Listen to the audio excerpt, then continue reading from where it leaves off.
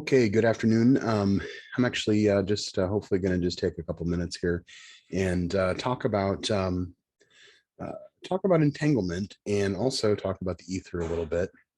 First off, I want to say that if you want to tell me garbage about particles and atoms and stuff like that, I understand what you're going to say. I know all about the Michelson-Morley experiment.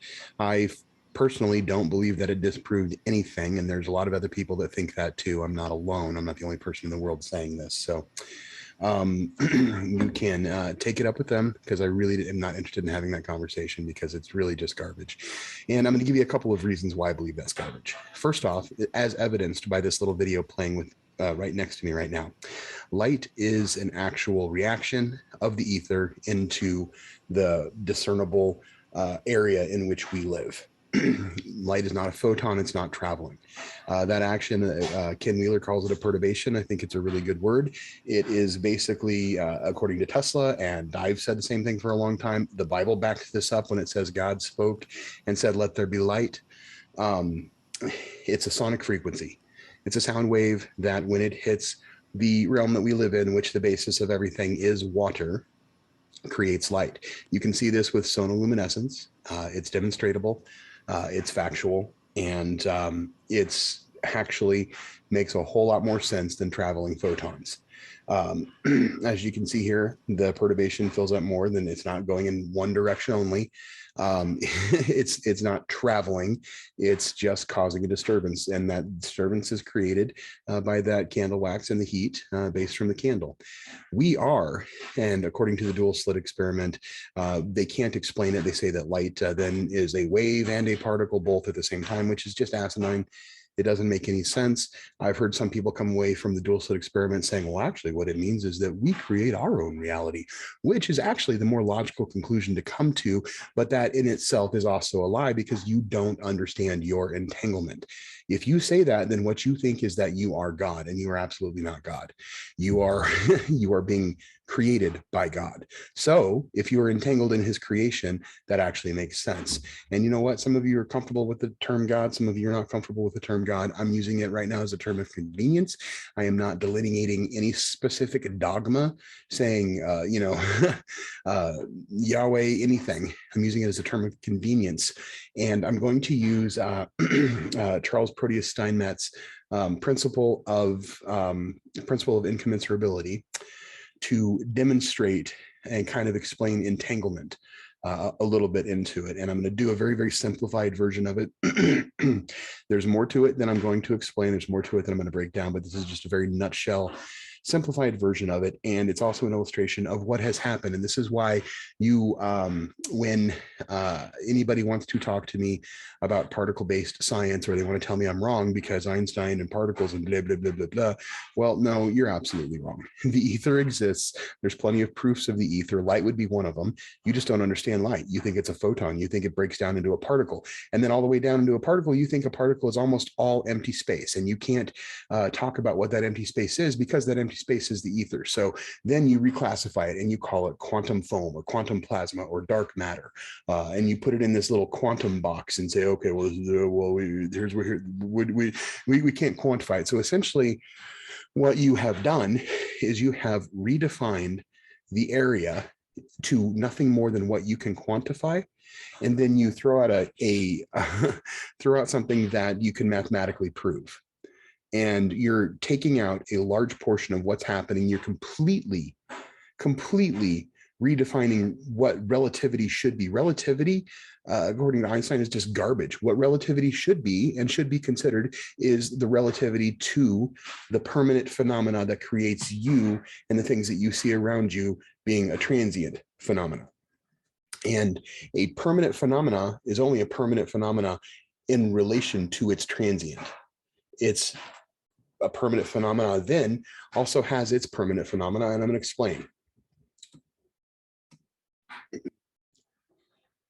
One of the hardest things to do is to understand our entanglement. It's one of the hardest tasks that we have. We are not creating reality. We are being continually created like a hologram. This is why space travel is ridiculous. This is why people that think that we can go to leave the Earth and go somewhere else are ridiculous.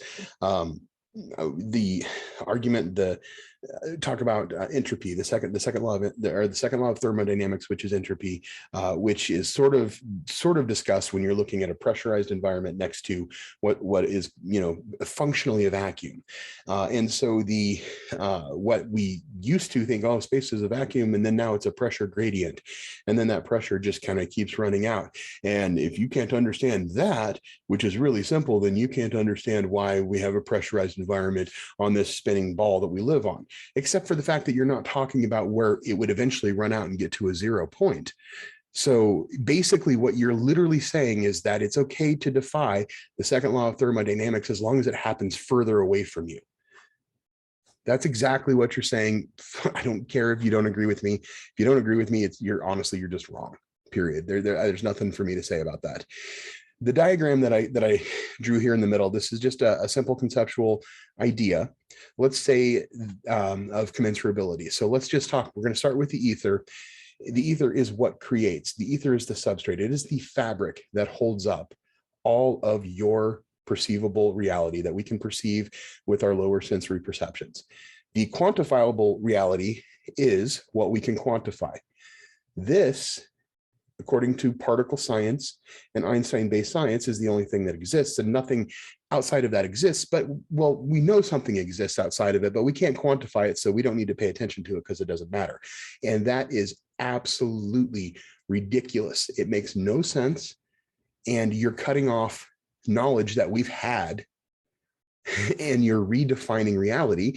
And the point that here, the ultimate point of redefining this reality is to sell a lie that you can exist in space, which space would be something that can't even exist because it has 0 properties. It cannot be acted on or act on anything else. Therefore, it can't exist. Think about that. It's really not that hard. It might sound hard, but it's really not. If it can perform no function or have any function be performed on it, it cannot be in existence. If I have a vacant lot next to my house, I can say there's space over there to put a house, but that vacant lot in itself is not space because you can act upon it by building a house on it, buying it and putting up a shed, whatever you want to do, a barn. That is not space. That is what, and the pressure gradient, that's kind of what they're trying to say, except for the fact that at some point there is a 0 point line. And that 0 point line would either be the seal where the pressure is kept in, or it would be where the pressure completely runs out and all of a sudden there is 0. There is nothing there. There are no attributes to that at all, which there's no religious, scientific, sensible backup to actually, say that makes sense. And you can say that I don't understand the definition, but in truth, you don't understand the definition and you can't even explain it to me. So it's asinine. Relativity, as Einstein explains it, is misleading. Real relativity relates only to permanent and transient phenomena. So this is like I said, this is a nutshell Steinmetz, Charles Proteus Steinmetz principle of incommensurability. It's just a real simplified version of this.